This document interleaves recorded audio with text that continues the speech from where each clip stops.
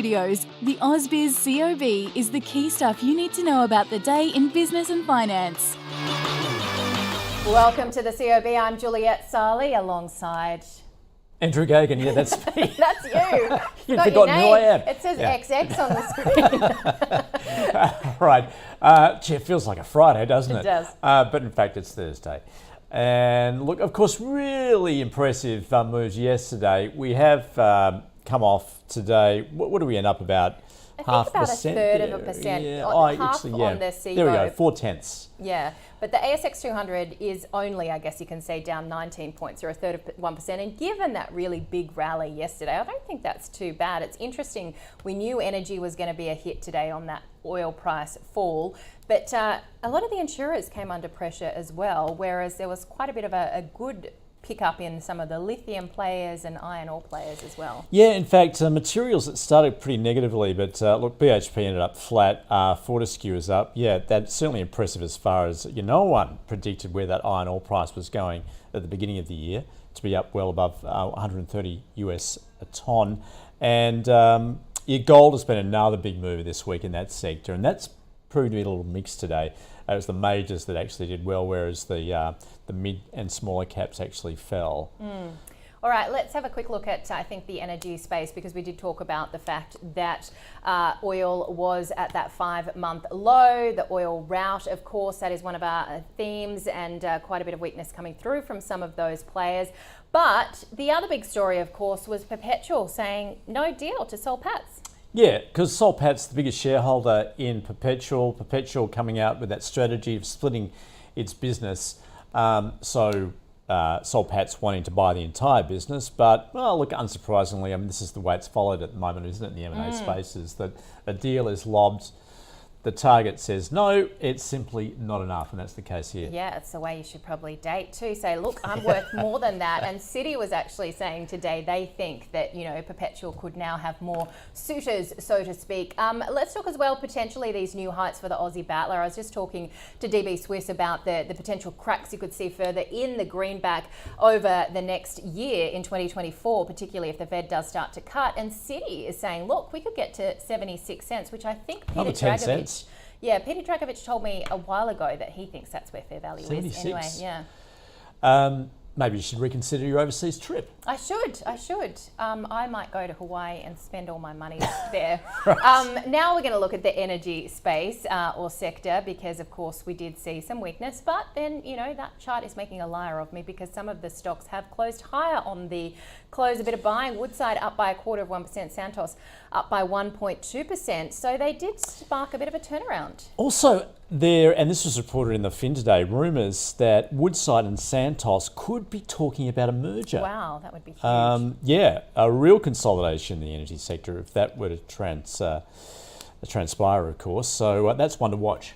And let's have a quick look at the banks as well. Mostly lower. Westpac up by about 0.1%. And Andrew, just taking a look at the healthcare space as well. Yeah, there we can see just a little mix, but look, the biggest one there, CSL, came off more than 0.5%, so that tended to drag the entire sector down. But Sonic also in play as well at the moment. And I think we'll just move along to some of the top stories we've been following as well. If we can have a look at some of those stocks, Medibank, of course, increasing its investment into MyHealth. That will take its shareholding from 49% to 90% for around $51 million. And Medibank shares were down, or are down, around 2% on the close. Seven West Media, more than 1% lower. Well, in fact, that's saying it's flat there. But this is after Chief Executive James Warburton announced he's stepping away from the business. In fact, I think that will be effective as of the end of the financial year, so mid next year. Yeah, the CFO to take over. Boss Energy, a big decliner today, tapping the market for $205 million to fund a mine. I think it needs 215 in total, but it came out of that trading halt following that cap raise. GQG Partners, funds under management of more than $112 million at the end of November. That marks net inflows of $9 billion for the first 11 months of this year. And of course, we talked about Perpetual saying no thanks to Soul Patts, and they closed lower by around 3%. Of course, Perpetual saying not in their best interest, and a little bit of weakness coming through today from Soul Pattinson. Well, which was in fact our stock of the day. Well, stocks of the day, because consideration for both Soul Patts and Perpetual. Let's have a listen to what our experts thought.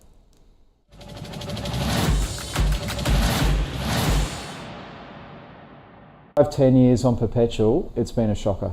Right. I remember it was $40 probably 15, 20 years ago, and it was $70 at some stage before the GFC. Definitely in favour of what obviously Soul Patts, because they're taking the two best assets out of the Perpetual brand.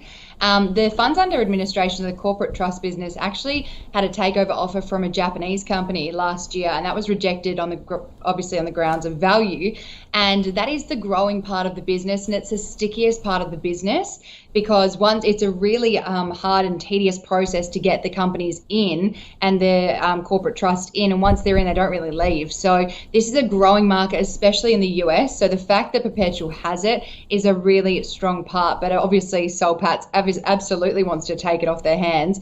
Leaving the assets under management for Perpetual is, again, the shareholders probably won't be too happy about that, because they're losing the two biggest parts of the company to Soul Patts.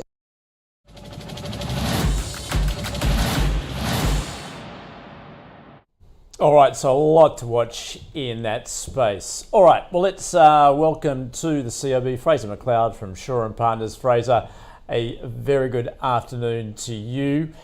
Just taking a look at what's going on at the moment. Of course, a lot of talk about energy, given where that oil price has gone. Elsewhere in energy, uranium, I know that is a favoured sector of yours. With that news, just in terms of Boss Energy, its shares coming off considerably after resuming trading, as it looks to, well, it's raising around like 200 million for a new acquisition there. Yes, they are. So we were big fans of Boss. It has the share price of Boss has doubled over the course of the last year. Now, with Boss, we do currently have a sell position on the stock, simply from the fact that we thought it would take a little while for it to grow into its valuation at current prices, and we were probably right on that. There's lots of prospects of much more M&A happening within the uranium sector. What they're doing is they're buying a 30% stake in a mine in North America and Texas called the Alta Mesa mine. That's owned by Encore, which is a North American uranium producer. Now, there's a lot of collaboration you probably find within the uranium sector. The main problem is that demand is very, very certain. So we know that utilities need to contract, they need the volumes out of the ground. No one really around the world in any great impression knows exactly where those uranium pounds are going to come from. Boss is certainly central to delivering the near-term pounds into the market, but this bull market is continuing because there just is a lack of pounds that can be brought to market. So probably this one is a bit more strategic than anything else. That 30% stake doesn't give them control, but it does give them the ability to be able to collaborate, a bit of a technology sharing as well, and crucially for both parties to be able to tap into.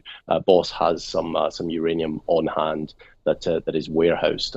So it's all about who can deliver and contract to market in more of a guaranteed fashion to the utilities, because that's what utilities need.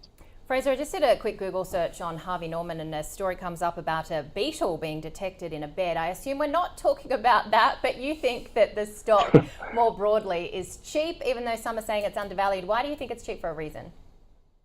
Oh, look, I think it's cheap for a reason, and the reason being that it probably should stay cheap, in my opinion. But anecdotally, have you been into Harvey Norman recently? I was in a few weeks ago, and it was pretty empty. So in the AGM update last week from Harvey Norman, they showed negative sales growth everywhere across the world. They're not just an Aussie business. They've got businesses in Europe and in NZ as well. Even more of a worry is that it's a bit of a mixed consumer environment, but consumer so far has held up here and overseas. But they're losing market share. If you're losing market share, so JB Hi-Fi are the good guys, that's not a good sign. The market is discounting the stock, so it's only trading on a PE of about 12, I think maybe 12 and a half, somewhere in that sort of region. But so that places them on quite a big industrial ASX discount. The discount's at nearly 40%. to other comparable businesses, but that's because it's just not tempting. I mean, with sales on the decline structurally in a market that could be feeling the consumer pinch, I wouldn't be buying Harvey Norman yet, in my opinion. So a bit of a tough one to be able to really get a push behind on that one. Yeah, clearly you've got to be very selective in the retail space at the moment, as you mentioned, Fraser, given the pressure that consumers are under at the moment. So you'd imagine that's only going to get worse as the economy will weaken from here. Elsewhere, I see you got your eyes on Close the Loop. So this is about sustainable solutions, about recycling and coming up with recyclable packaging as well. Yeah, look, this is so Close the Loop is it's a small cap stock. It's one that perhaps isn't covered terribly well, but we've recently taken coverage on it and showing it to clients. It's one of the new stocks from our pick from our analyst Larry Gandler, who's got a fantastic track record. They have they're more of a, think of them as more of a pure ESG growth play. Some of the ESG names have lost their shine over the course of the last year, but one certainly to look at because it is cheap and probably justifies a much higher share price. In their AGM last week, the management stated of at least $43 million of EBITDA for next year. So that means they're trading on about 4.8 times FY24. That's very cheap in comparison to anything really that's out there, and it's not a terribly exciting business, but it is quite a reliable business. They've got lots and lots of blue chip clients all around the world. They do printer cartridge recycling, and they also do some battery recycling as well. Plus, they've got a bit of a cash cow business that's been going for many years in packaging. So one to watch. It is cheap.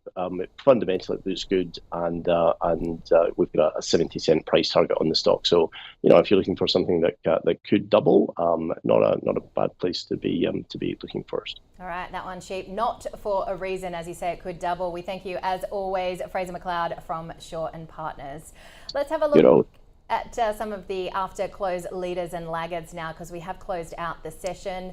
Perpetual there, of course, no surprise, is leading the gains, up by over 7%. And I mentioned earlier there was quite a bit of buying in some of those lithium stocks. Andrew, and Pilbara certainly a front runner today. Yeah, also Block doing well. Zip is another one that has been doing well recently too. Just fascinating to see what's going on in that space, I guess, particularly as consumers both here and in the States feeling under pressure. So maybe they are turning to those buy now, pay later plays. And a bit of movement there, certainly as far as Chalice and also Magellan in the funds management space. Let's turn to those going in the wrong direction.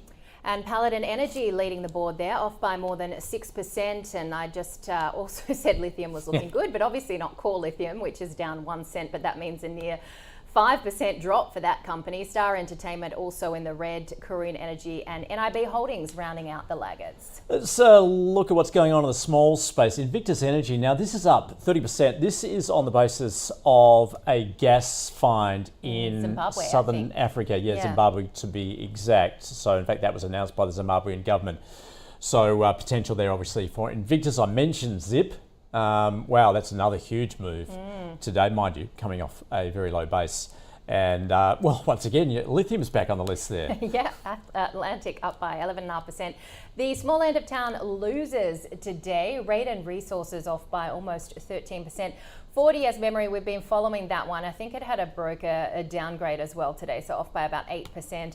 Caravan Minerals, Murray Cod and People In also in that list. Let's have a look as well at what we're looking out for in terms of some of the movements tonight. And of course, it's going to be that key data on jobless claims in the US. Well, in fact, we've got a raft of jobs data coming to us from the States. We had ADP overnight. Look, we are seeing some weakness emerge there, particularly as the jobless rate tends to increase. It'll be rounded out, the big number looking for on Friday, just as far as the non-farm payrolls are concerned. Also got inventories and consumer credit figures there out of the States as well. And some, well, those earnings continuing stateside too. Broadcom, DocuSign, Dollar General and Lululemon. Yes, a bit of a pulse checks there on some of the retailers with Lululemon. Let's have a look at what we are going to see on our market, or in the region, I should say, tomorrow. Washington H. Soul Patterson holding its AGM, so that'll be interesting, it updating its shareholders on that failed so far takeover bid for Perpetual. Across the ditch, we'll be looking looking at Kiwi manufacturing PMI. And then later tomorrow, of course, Friday night, it's that big one, the US jobs report for November. All right, so let's just wrap then where we have been today. As we mentioned, off the back of that stellar close we had yesterday, we have come off today, as you can see, on the CBO 200, we're off about 0.4%. And I'll just give you a read on the ASX 200, down 19 points on the close, a third of 1%, 7,159. But, you know, as we said, a very, very big rally yesterday. Maybe what goes up might come down just a little bit. And of course, we'll wait to see what Friday has in store for us. And you're going to be back. You're going to go home and go to bed now because you're going to be back bright and early, aren't you? Why do I leave? Why should I bother? Put a mattress out in the studio. That's what we do here. Hey, great to have your company. Of course, we will do it all again. Join us tomorrow. Thanks for watching and listening.